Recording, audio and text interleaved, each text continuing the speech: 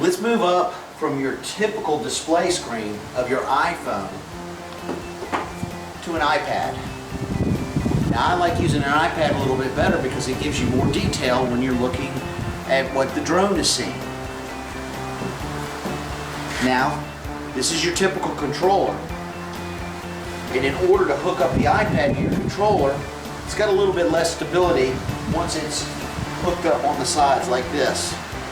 And the other thing is the cable doesn't really attach that well. In fact, I'm not a very big fan of these cables. I recommend going to an Anker cable. The controller uses these very well, and they're very easy to set up. They've even got a USB port at the bottom.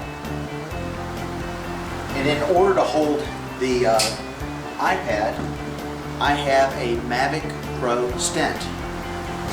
The Mavic Pro Stent sets in the controller just like so.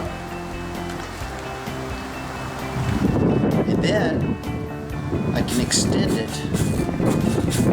so that it'll hold the iPad.